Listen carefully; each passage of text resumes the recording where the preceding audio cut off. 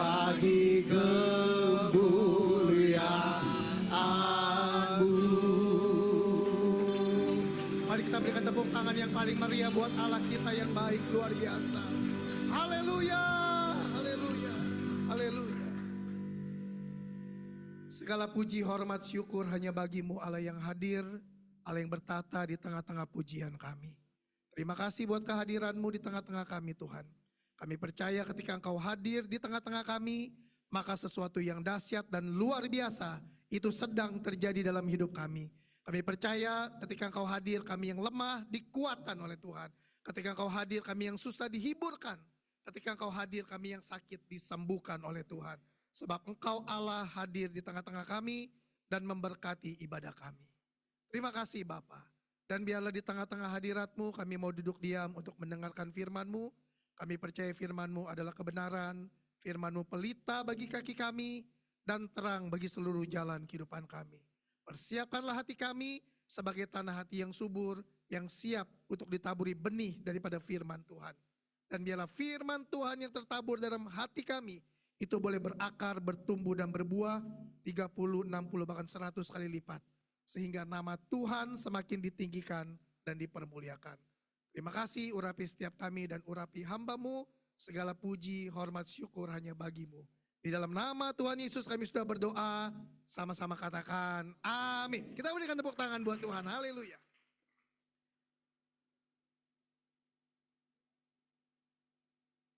Selamat pagi Bapak Ibu Saudara yang dikasih Tuhan. Shalom. Sekali lagi shalom. Ya puji Tuhan, saya percaya hari ini ketika kita beribadah, kita membuka hati kita, saya percaya kita pasti pulang dalam keadaan diberkati oleh Tuhan. Katakan amin. Ya terima kasih buat Ibu Gembala, buat para pengurus yang telah mempercayakan saya untuk bisa melayani. Haleluya. Nah Bapak Ibu Saudara yang dikasih oleh Tuhan, puji Tuhan kemarin kita merayakan 17 Agustus kemerdekaan Indonesia. Ya, siapa di sini yang turut merayakan? Atau anak-anaknya ada yang lomba? Wah ini udah, puji Tuhan ya. Saya percaya ada satu sukacita yang besar ya ketika bangsa Indonesia itu merdeka. Selalu dikasih Tuhan. Bangsa Indonesia merdeka 17 Agustus 1945. Sebelum 1945, 17 Agustus 1945, bangsa Indonesia itu dijajah, diikat, dan dibelenggu.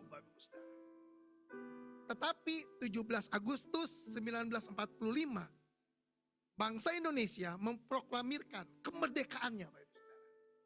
Dan pada detik itu, Indonesia menjadi bangsa yang merdeka. Katakan merdeka. Sebelumnya ada nggak Indonesia? Ada, tapi belum merdeka. Tapi ketika bangsa Indonesia memproklamirkan kemerdekaan, pada detik itu Indonesia menjadi bangsa yang merdeka. Bebas menentukan nasib bangsanya sendiri. Merdeka menurut Kamus Besar Bahasa Indonesia, yang pertama itu artinya bebas dari penghambaan. Yang kedua, tidak terkena atau lepas dari hukuman. Yang ketiga, tidak terikat. Tidak tergantung kepada orang atau pihak tertentu. Itu merdeka. Ya saya percaya bangsa Indonesia sudah merdeka 79 tahun. Ya. Tapi biarlah bangsa Indonesia terus maju, ya tidak terikat dengan apapun juga. Katakan amin. Ya sebab ada yang bilang kita udah merdeka, tapi kayaknya seperti kayak dijajah. Semua masih susah, semua masih sulit begitu Bapak Ibu Saudara ya. Nah Bapak Ibu Saudara, kita sebagai orang Kristen, sebelum kita menerima Tuhan Yesus sebagai Tuhan dan Juru Selamat Bapak Ibu Saudara, kita juga adalah orang-orang yang dijajah dan dibelenggu oleh dosa. Tetapi karya Yesus di atas kayu salib, kematian dan kebangkitannya itu telah membebaskan kita dari setiap belenggu dosa. Katakan bebas. Kurang kompak, katakan bebas. Nah ini dia Bapak Saudara ya. Setelah kita terima Yesus, sebenarnya kita sudah dimerdekakan, dibebaskan Bapak Saudara.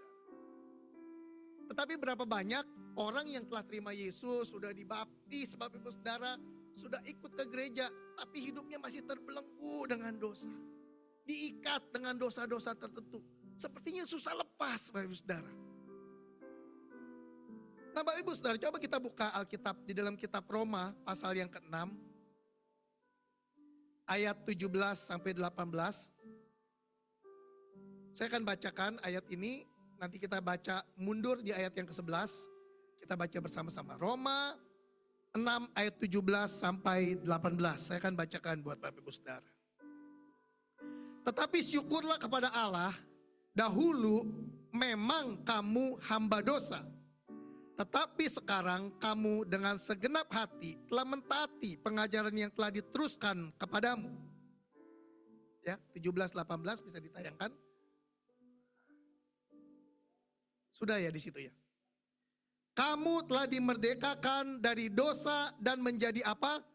Hamba kebenaran. Ya, kita merdeka dari dosa, tapi bukan merdeka sebebas-bebasnya, semau-maunya Bapak Ibu Saudara. Kita bebas dari dosa dan menjadi hamba kebenaran. Di dunia ini ada dua macam penghambaan Bapak Ibu Saudara ya. Kalau dia tidak hamba dosa, ya dia harus menjadi hamba kebenaran. Tidak ada hamba netral Bapak Ibu Saudara. Adanya hamba dosa atau hamba kebenaran. Kebenaran ini bicara tentang Tuhan, Kristus Bapak Ibu Saudara. Kalau dia tidak menjadi hamba Tuhan, maka akan dipastikan hidupnya menjadi hamba dosa Bapak Ibu Saudara. Roma 6 ayat 11 sekarang. Kita baca bersama-sama ayat ini. Roma 6 ayat 11. Kita baca bersama-sama 1, 2, 3. Demikianlah hendaknya kamu memandangnya, bahwa kamu telah mati bagi dosa, tetapi kamu hidup bagi Allah dalam Kristus Yesus. Ya. Kamu mati bagi dosa, dan yang kedua, kamu hidup bagi Allah. Berarti Bapak Ibu Saudara, kita sebagai orang Kristen, setelah kita terima Yesus sebagai Tuhan dan Juru Selamat, kita dimerdekakan. Tapi kemerdekaan itu tidak diperuntukkan untuk hidup semaunya-maunya sendiri Bapak Ibu Saudara. Kita dimerdekakan dari dosa dan diubah kita menjadi hamba daripada kebenaran. Kita mati bagi dosa dan hidup bagi Tuhan Bapak Ibu Saudara. Kalau orang Kristen masih hidup semau-maunya sendiri, maka dipastikan dia masih menjadi hamba dosa itu. Saudara yang dikasih Tuhan, kita harus hidup bagi Tuhan. Katakan amin. Ya, hidup kita harus bagi Tuhan. Hidup bukan tentang kita, hidup bukan untuk diri sendiri, tetapi hidup untuk Tuhan. Makanya ada lagu yang nyanyi begini, coba minta kunci dia. I'm coming back to the heart of worship. It's all about you. It's all about you, Jesus. I'm sorry, Lord, for the things I've made it all about you. It's all about you, Jesus. Lalu disambung. It's all about you. Sama-sama. It's all about you. It's all about you, Jesus. Hidup Bapak Ibu Saudara itu tentang Tuhan. Hidup harus bagi Tuhan. Hidup bukan untuk diri sendiri Bapak Ibu Saudara. Kalau hidup untuk diri sendiri Bapak Ibu Saudara, maka kita bisa mengerjakan pekerjaan kita dan mengabaikan panggilan Tuhan Bapak Ibu Saudara. Tapi kalau hidup bagi Tuhan, hidup tentang Tuhan, maka kita bisa menyampingkan masalah urusan kita. Kita mendahulukan kerajaan Allah. Katakan amin Bapak Ibu Saudara. Kalau seandainya ada ibu-ibu lagi setrika Bapak Ibu Saudara pagi-pagi, ibadah 7:30. Wah ini udah mau telat nih jam 7. Sebentar, tanggung, diberesin dulu. 7:30 selesai, baru siap-siap, mandi, datang ke gereja. Sampai sini jam 8 lewat. Itu artinya dia hidup bagi dirinya sendiri. Gue urusin dulu beres selesai urusan gue baru gereja. Tapi kalau ibu-ibu sedang setrika, dia tahu hidup untuk Tuhan, Bapak Saudara, hidup bagi Tuhan. Udah mau telat, dia bisa selesaiin dulu. Biarin dah ini nanti kita selesaikan lagi. Buru-buru sebab takut telat ke gereja. Gitu Bapak Saudara. Saya percaya kita di tempat ini kita adalah orang-orang yang mau hidup bagi Tuhan. Katakan amin. Nah Bapak Ibu Saudara, satu ketika ada survei, ya, ditanya beberapa orang, untuk apa kamu hidup? Apa tujuan hidup kamu? Paling banyak jawabannya apa Bapak Saudara? Kaya. Apa tujuan hidup kamu? Jadi orang kaya kok. Mau bisnis apa, yang penting jadi orang kaya. Mau kerja juga boleh, yang penting jadi orang kaya. Semua tujuannya jadi orang kaya. Lalu ditanya lagi yang lain, apa tujuan hidup kamu? Saya mau jadi orang terkenal. TikTok terkenal, viewernya banyak, bisa menghasilkan uang juga. Ya. Goyang-goyang di TikTok, joget-joget, nggak masalah. Yang penting terkenal, viewernya banyak. Jadi yang pertama tujuan hidup jadi orang kaya. Yang kedua tujuan hidupnya jadi orang terkenal Bapak Saudara. Lalu ditanya lagi yang lain, apa tujuan hidup kamu? Saya mau jadi orang yang berkuasa. Ya sebentar lagi kan ada pilkada. Itu mereka keluarin uang banyak, nggak masalah Bapak Saudara. Yang penting gue pegang kekuasaan. Tujuannya untuk jadi orang yang berkuasa. Ada yang tujuannya jadi orang kaya, ada yang tujuannya jadi orang terkenal, ada yang tujuan jadi orang kaya Bapak Saudara. Pertanyaannya, mana yang paling benar? Tujuan hidup jadi orang kaya, atau tujuan hidup jadi orang terkenal, ataukah tujuan hidup jadi orang yang berkuasa? Yang mana yang paling benar Bapak Saudara? Enggak ada. Berarti kaya bukan tujuan hidup Bapak Ibu Saudara. Kan enggak ada. Enggak ada yang paling benar. Untuk apa kita capek-capek, injek kiri, injek kanan, gesek sono, untuk rebut kekayaan, untuk apa? Karena bukan tujuan hidup kan tadi Bapak Ibu Saudara sendiri yang bilang. Ada keluarga, saudara, baik-baik semua. Ketika papi, maminya meninggal, ribut Bapak Ibu Saudara. Kuburannya belum kering, udah ribut. Memperebutkan harta itu Bapak Ibu Saudara. Berarti mana yang paling benar? Tujuan hidup jadi orang kaya, terkenal, atau orang berkuasa? Nggak ada yang benar Bapak Ibu Saudara ya. Tujuan hidup ialah agar kita bisa memuliakan nama Tuhan. Alkitab berkata kalau kita hidup untuk Tuhan. Kalau kita mati bagi Tuhan. Baik hidup atau mati, kita adalah miliknya Tuhan Bapak Ibu Saudara. Saudara yang dikasih oleh Tuhan. Roma 14 ayat 7 sampai 8 saya akan bacakan.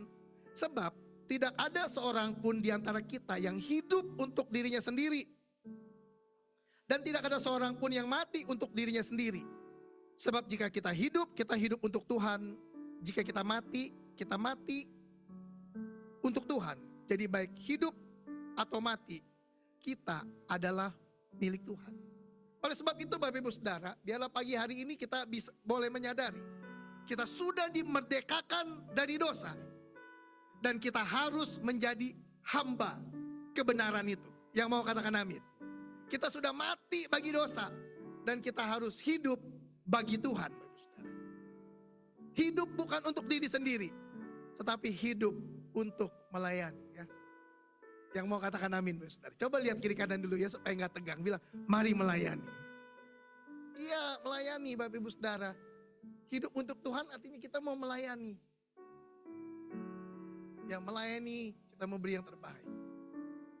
Coba saya mau lihat tangan-tangan yang sudah melayani. Angkat tangan yang sudah melayani pekerjaan Tuhan. Yang sudah melayani sesama semua ya. Wah masih ada separuh ya 50% Bapak Saudara ya. Melayani maju Bapak Saudara. Indonesia 79 tahun. Wah, usia yang cukup dewasa. Saya berdoa biarlah kita sebagai orang Kristen kita juga mau terus maju. Yang mau katakan amin. Dari bayi rohani, anak-anak bertumbuh lagi jadi remaja, bertumbuh lagi jadi dewasa Bapak Ibu Saudara. Cukup belum? Bertumbuh lagi jadi mempelai. Artinya cantik. Mempelai itu cantik, tidak bercacat, siap untuk dijemput oleh Tuhan. Nah itu Bapak Ibu Saudara. Ada orang yang melayaninya dulu Bapak Ibu Saudara. Dulu waktu Om doa semalaman sampai suntuk-suntuk Om doa. Ya. Dulu waktu Om misi ke daerah-daerah terpencil. Dulu. Sekarang gimana Om? Sekarang Om lagi cuti dulu. Gitu ya. Jadi pelayanannya dulu Bapak Ibu Saudara. Ada orang yang melayaninya nanti. Ayo Ci, pelayanan. nanti. Tunggu anak udah gede, saya pelayanan. Ayo kok, pelayanan. Nanti, tunggu toko udah rame, saya pelayanan. Jadi pelayanannya kapan Bapak Ibu Saudara? Dulu sama nanti. Yang benar kapan Bapak Ibu Saudara? Kurang kenceng, katakan. Kapan? Sekarang Bapak Ibu Saudara. Mumpung masih kuat. Mumpung masih sehat Bapak Ibu Saudara. Ayo melayani. Belajar melayani Bapak Ibu Saudara. Nanti kita lihat ayatnya. Ternyata ketika kita melayani, ternyata hidup kita tuh lagi diangkat sama Tuhan Bapak Ibu Saudara. Ada ayatnya. Ayo belajar melayani Bapak Ibu Saudara. Ya, kita mau memberi yang terbaik untuk Tuhan. Nah Bapak Ibu Saudara, saya mengajak untuk kita mau terlibat dalam pelayanan. Saya percaya ketika kita melayani, maka Tuhan akan ditinggikan dan dipermuliakan. Ya, gereja ini akan tambah maju Bapak Ibu Saudara. Kenapa? Karena kita mau melayani. Kita mau beri yang terbaik yang bisa kita berikan kepada Tuhan. Haleluya Bapak Ibu Saudara. Nah Bapak Ibu Saudara yang dikasih oleh Tuhan. Ya, hidup bagi Tuhan itu artinya yang pertama, mati bagi dosa. Katakan mati bagi dosa. Kita sebagai orang Kristen, jika kita ingin hidup bagi Tuhan, maka kita harus mati bagi dosa dan meninggalkan dosa. Orang Kristen seharusnya tidak diikat dan dikuasai lagi oleh dosa. Sebab kita telah mati bagi dosa dan kita hidup bagi Tuhan. Orang Kristen jangan lagi mau diperbudak dan diikat oleh dosa. Dan jangan mau tinggal dalam dosa itu Bapak Ibu Saudara. Bisa nggak orang Kristen jatuh kepleset dalam dosa? Bisa. Tapi dia tidak tinggal dalam dosa. Ya beda ya antara orang jatuh dalam dosa tapi dia tinggal dalam dosa.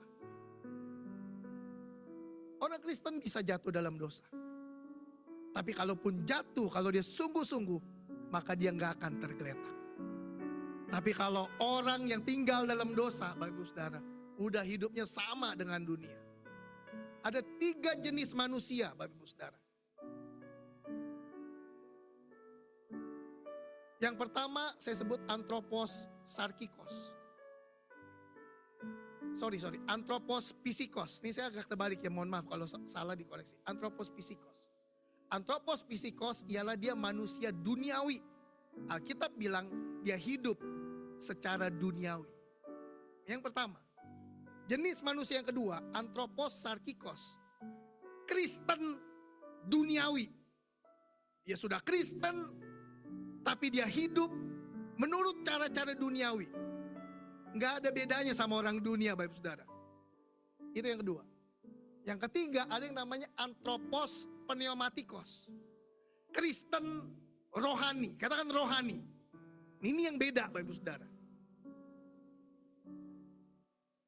Di dunia ini Bapak Ibu Saudara bisa lihat apakah dia orang duniawi, Kristen dunia, atau dia Kristen yang rohani. Kalau kita ketemu orang Bapak Ibu Saudara, ya apa yang kita obrolkan itu yang ketahuan. Saya punya teman Bapak Ibu Saudara, dari kecil kita bergaul, kita main. Teman SD saya, SMP, SMA, sampai sekarang. Belum ke gereja. Saya rindu membawa dia untuk kenal Tuhan. Kalau kita ketemu, makan di mana, kita ngobrol tentang hobi, tentang bola, nyambung, bisa ngomong sampai 1 jam. Tapi kalau saya sudah mulai masuk ke hal yang rohani, dia langsung bilang gini, Dan, sorry gue mesti pulang. Ntar kapan kita ketemu lagi ya? Gitu Bapak Ibu Saudara. Dia gak bisa nerima apa yang berasal dari roh Allah. Itu Alkitab bilang. Karena dia masih hidup secara duniawi Bapak Ibu Saudara. Saya berdoa, biarlah kita di tempat ini, kita menjadi Kristen-Kristen yang luar biasa. Kristen-Kristen yang rohani. Katakan amin. Kristen-Kristen yang dipenuhi dengan Roh Kudus. Kalau Kristen dipenuhi dengan Roh Kudus, maka hidupnya pasti berbeda. Satu ketika Bapak Ibu Saudara, Tuhan Yesus pernah berjumpa dengan seorang yang bernama Nikodemus dalam kitab Yohanes pasal yang ketiga. Nikodemus adalah pemimpin agama Yahudi yang pertama. Yang kedua, dia adalah orang Farisi. Berarti Nikodemus bukan orang sembarangan. Dia orang pintar, Bapak Ibu Saudara. Dia disebut guru. Lalu dia berjumpa dengan Yesus yang disebut guru juga. Jadi guru ketemu guru, ngobrol di Bapak Ibu Saudara. Lalu Tuhan Yesus bilang begini, aku berkata kepadamu, jika seorang tidak dilahirkan dari air dan roh, maka dia tidak dapat melihat kerajaan Allah. Lalu Nikodemus yang orang pintar ini bilang begini sama Tuhan Yesus. Bagaimana mungkin kalau dia udah dewasa, dia masuk lagi ke dalam rahim ibunya dan dilahirkan kembali. Ini dagingnya Bapak Ibu Saudara, dagingnya udah dewasa. Bagaimana bisa masuk lagi? Lalu dilahirkan kembali. Lalu Tuhan Yesus bilang begini. Apa yang dilahirkan dari daging adalah daging. Dia lagi bicara daging sebenarnya Bapak Ibu Saudara. Apa yang dilahirkan dari roh adalah roh. Jangan heran, aku berkata kepadamu, kamu harus dilahirkan kembali. Sampai 3 kali Tuhan Yesus bilang dilahirkan kembali Bapak Ibu Saudara. Orang Kristen, saya mau bilang begini, kita harus mengalami yang namanya kelahiran kembali. Katakan kelahiran. Iya, kelahiran kembali Bapak Ibu Saudara. Lahir baru atau kelahiran kembali, bahasa Yunaninya memakai kata genete anoten. Ada kata gen di situ. Yang lahir baru bukan tubuhnya Bapak Ibu Saudara. Tubuhnya tetap sama. Saya tahun 98 mengalami kelahiran baru. Tubuhnya tetap sama 160 lebih Bapak Ibu Saudara ya. Tapi gennya, genete anoten, gennya berubah. Gen atau genetika, Bapak Ibu Saudara perhatikan baik-baik. Itu adalah cabang daripada ilmu biologi yang mempelajari sifat-sifat makhluk hidup. Ya, sifat-sifat makhluk hidup diturunkan dari satu generasi ke generasi berikutnya. Sifatnya Bapak Ibu Saudara, ternyata sifatnya diturunkan dari satu generasi ke generasi berikutnya. Diturunkan lagi terus, diturunkan terus sifatnya Bapak Ibu Saudara. Gennya, genetikanya. Kalau harimau dia punya sifat buas Bapak Ibu Saudara, maka induknya akan mewariskan sifat buas itu ke anaknya. Bayi harimau, wah lucu, belum bisa gigit orang Bapak Ibu Saudara. Tapi coba kasih main sama kambing, sama lembu, sama sapi, kasih main Bapak Ibu Saudara. Tadi kalau sudah besar, lapar, bisa dimakan itu. Lembu, sapi, kambing bisa, karena sifatnya, nalurinya buas Bapak Ibu Saudara. Manusia, Alkitab bilang, sudah berbuat dosa dan kehilangan kemuliaan Allah. Dan upah dosa itu maut. Maka tidak heran, Bapak Ibu Saudara dan saya, kita harus dilahirkan kembali. Tubuhnya sama, tetapi genetikanya berbeda. Kita memiliki genetika Kristus Bapak Ibu Saudara. Kita memiliki genetika Kristus. Kristus ada dalam hidup kita. Dan sebab itu kita harus berubah.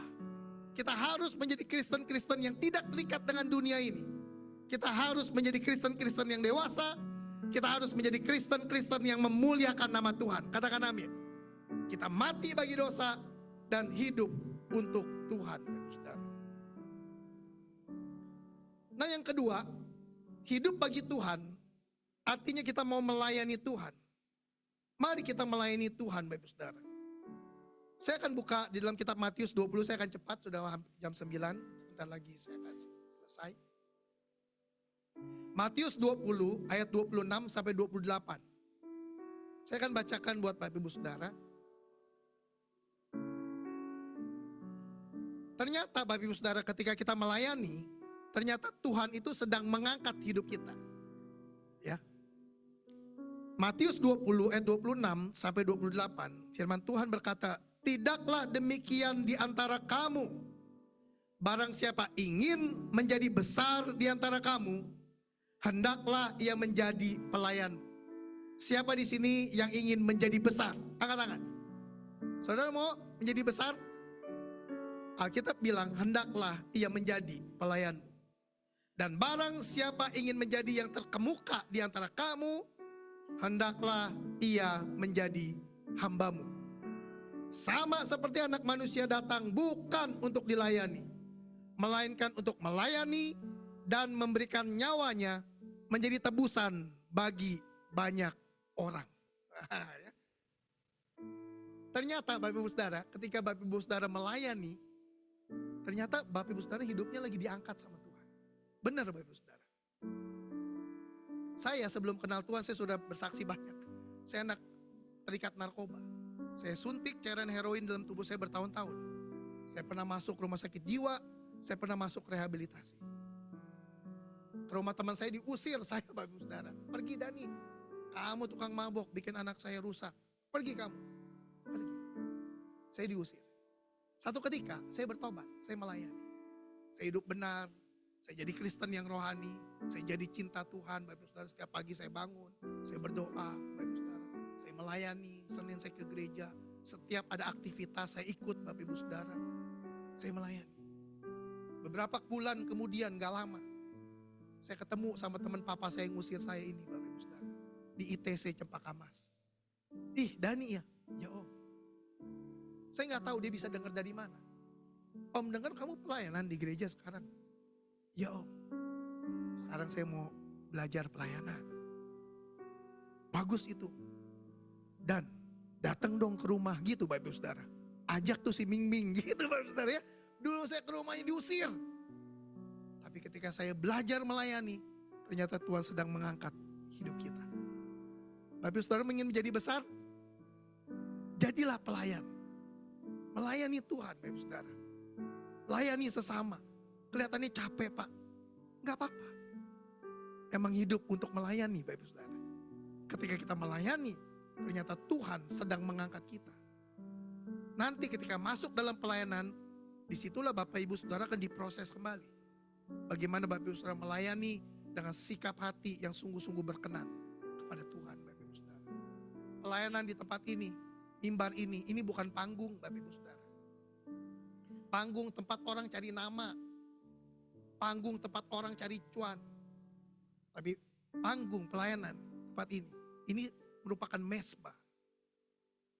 Pelayanan itu mesbah. Di mana kita mempersembahkan apa kepada Tuhan. Berkenan gak kira-kira pelayanan kita, mesbah kita kepada Tuhan.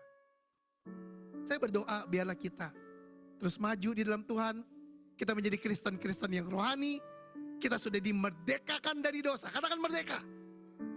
Dan menjadi hamba kebenaran. Gak ada hamba netral, gak ada. Saya belum pelayanan Pak, nanti saya netral. Gak bisa Bapak Ibu Saudara. Cuma ada dua pilihan. Mau jadi hamba dosa atau hamba kebenaran Bapak Ibu Saudara. Ya dalam melayani kita harus beri yang terbaik. Beri waktu, beri tenaga, pikiran. Semua, termasuk uang. Kita mau beri yang terbaik kepada Tuhan Bapak Ibu Saudara. Dan yang terakhir, hidup bagi Tuhan. Artinya kita mau setia sampai mati. Woi, berat banget nih. Setia sampai mati. Ya. Katakan setia sampai mati. Kurang kompak. Katakan setia sampai mati. Ini Bapak Ibu Saudara. Dulu gembala saya di Rayon 1C, Bapak Ibu Saudara, pernah ngajarin saya. Pelayanan itu hitungannya 5 tahun, per 5 tahun. Ada orang baru terima Yesus bernyala-nyala, berapi-api, wah dia bagus ya, dia semangat. Belum, tunggu, lihat 5 tahun. Kalau 5 tahun udah lewat, lihat 5 tahun berikutnya. Kalau 5 tahun berikutnya udah lewat, lihat lagi 5 tahun berikutnya, yang ketiga. Saya diajar, lihat 5 tahun, 5 tahun.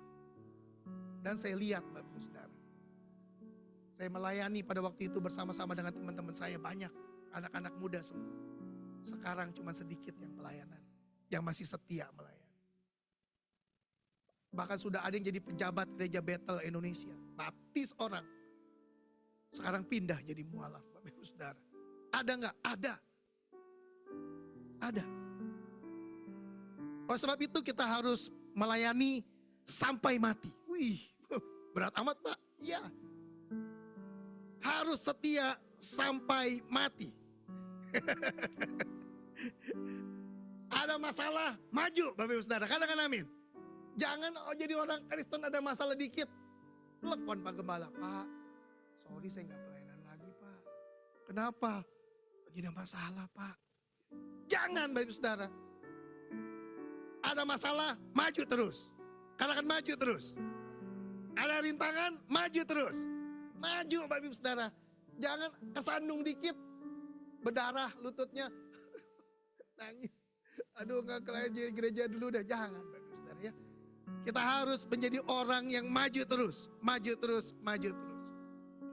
Saya akan tutup dengan satu ayat yang saya ingat kemarin malam. Saya catat Bapak Ibu Saudara ya. Ayatnya adanya di Habakuk pasal 3. Sebenarnya ada lagunya. Gak tahu lagunya lagu lama banget. Gak taunya musik bisa nyanyiin gak? Coba minta kunci.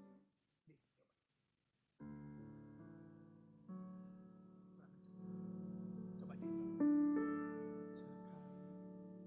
G coba.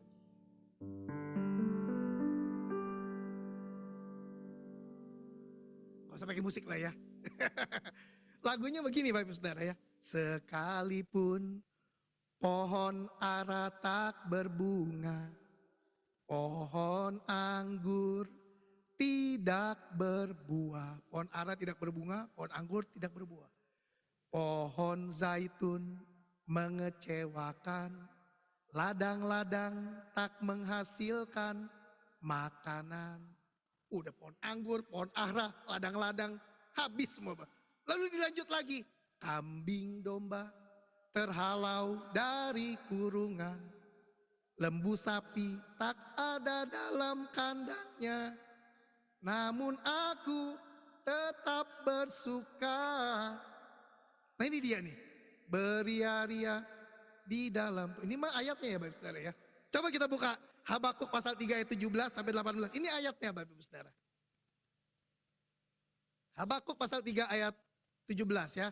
Saya akan bacakan, sekalipun pohon ara tidak berbunga, pohon anggur tidak berbuah, hasil pohon zaitun mengecewakan, sekalipun ladang-ladang tidak menghasilkan bahan makanan, kambing domba terhalau dari kurungan, tidak ada lembu dalam sapi, tidak ada lembu sapi dalam kandang, namun aku akan bersorak-sorai di dalam Tuhan, beria-ria di dalam Allah yang menyelamatkan aku. Katakan amin.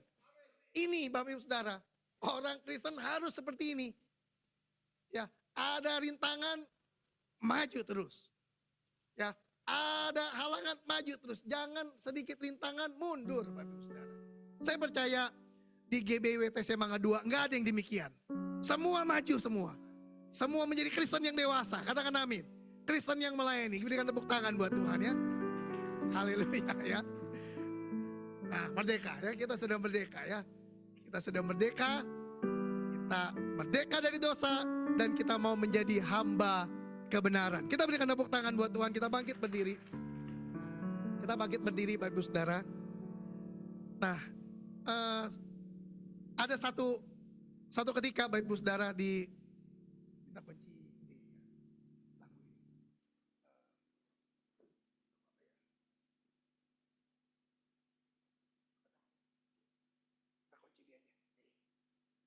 Nah satu ketika Bapak Ibu Saudara, tahun 1800-an itu terjadi kebangkitan kebangunan rohani di Eropa. Dari Eropa itu keluar misionaris-misionaris ke daerah-daerah terpencil. Salah satunya ke satu tempat di India yang namanya Assam. Assam. Nanti bisa lihat di Google ya. Assam ini bukan daerah yang mudah untuk Injil masuk, karena masih terpencil, primitif, dan tidak membiarkan orang asing masuk ke daerahnya. Tiba-tiba penginjil ini masuk ke sana dan dia mempertobatkan satu keluarga yang bernama Nokseng, istri dan kedua anak bertobat. Ketika Nokseng, istri dan kedua anaknya bertobat, kepala suku menjadi marah. Lalu dipanggillah Nokseng dan istrinya, ditempatkan di pusat kota. Lalu semua warga kota itu kumpul Dan kepala suku berkata, kenapa kamu terima kepercayaan yang lain? Kenapa kamu terima Yesus? Sangkal Yesus, atau kalau tidak, istrimu saya tombak mati di tempat. Lalu Nokseng membuat satu pernyataan. Dan pernyataan ini dibuat lagu oleh Sandur Sundarsing. Dan diterjemahkan ke berbagai negara, termasuk di Indonesia. Lagunya begini. Mengikut Yesus, keputusan. Mengikut Yesus, keputusanku. Mengikut Yesus, keputusan. Ku tak ingkar. Ini Nokseng kasih pernyataan ini. Diombak istrinya depan mata Nokseng. Mati. Lalu kepala suku bilang begini, saya kasih kamu kesempatan satu kali lagi. Sangkal iman kamu atau kedua anak kamu, saya tombak, mati di tempat. Nokseng nyanyi lagi Bapak Ibu Saudara. Dia bikin pernyataan dan digugah jadi lagu. Tetap ku ikut walau sendiri. Jadi maksudnya anak yang mati pun gue ikut. Tetap ku ikut walau sendiri. Tetap ku ikut walau sendiri. Ku tak ingkar. Ku tak ingkar. Ditombak anaknya. Mati dua-duanya Bapak Ibu Saudara. Tinggal Nokseng sendiri. Lalu kepala suku bilang gini, saya kasih kamu kesempatan satu kali lagi. Kamu sangkal iman kamu. Dia kalau sangkal imannya semua gak terpengaruh nih Bapak Ibu Saudara. Kamu sangkal iman kamu atau kamu saya tombak mati. Nokseng nyanyi lagi Bapak. Salib di depan, dunia di belakang. Salib di depan, dunia di belakang. Salib di depan, dunia di belakang. Dia nih ada ya. Ku tak ingkar. Ditombak Nokseng mati. Selesai. Tapi kepala suku itu menjadi jiwanya terganggu. Kenapa ada orang yang mau mempertahankan iman sampai mengorbankan istri, anak-anak, bahkan nyawanya sendiri? Terganggu jiwanya. Dan sejarah mencatat pada akhirnya kepala suku ini menerima Tuhan Yesus sebagai Tuhan dan Juru Selamat. Kita berikan tepuk tangan buat. Setiap ada benih yang mati, itu pasti ada sesuatu yang tumbuh. Saya berdoa, biarlah kekristenan kita menjadi Kristen yang tangguh. Apapun yang terjadi, kita mau maju terus di dalam Tuhan. Katakan amin. Mari kita naikkan lagu ini ya. Yang pertama tadi mengikut Yesus keputusan. Haleluya. Mengikut Yesus keputusanku. Mengikut Yesus keputusanku. Mengikut Yesus keputusanku. Ku tak ingkar, ku tak ingkar. Sekali lagi. Mengikut Yesus keputusanku. Mengikut Yesus keputusanku. Mengikut Yesus keputusanku. Ku tak ingkar, ku tak ingkar, ku tak ingkar, ku tak ingkar, ku tak ingkar, ku tak ingkar. Bapa di surga, terima kasih buat pagi hari ini. Firman-Mu telah hamba-Mu selesai sampaikan. Kami tahu pagi hari ini bahwa kami mati bagi dosa dan kami harus hidup bagi Tuhan. Dan biarlah umat-Mu di tempat ini, kami semua mau sepakat, kami semua mau sehati. Kami mau hidup bagi Tuhan sampai selama-lamanya. Sekali Yesus, tetap Yesus dalam hidup kami. Terima kasih Bapak. Kau memberkati umat-Mu di tempat ini, mulai daripada ibu gembala, wakil gembala, para pengurus, jemaat, mulai dari yang tua sampai anak-anak, anak muda sampai sekolah minggu. Tuhan memberkati berlimpah-limpah. Kau mengurapi umat-Mu di tempat ini Tuhan. Kau memenuhi gereja-Mu di tempat ini dengan kuasa Roh Kudus. Dan biarlah lewat tempat ini penuaian jiwa besar-besaran terjadi dalam nama Yesus. Terima kasih Bapak. Biarlah segala pujian, hormat, kemuliaan bagimu. Dalam nama Tuhan Yesus kami berdoa, sama-sama katakan amin. Kita berikan tepuk tangan buat Tuhan, silakan duduk.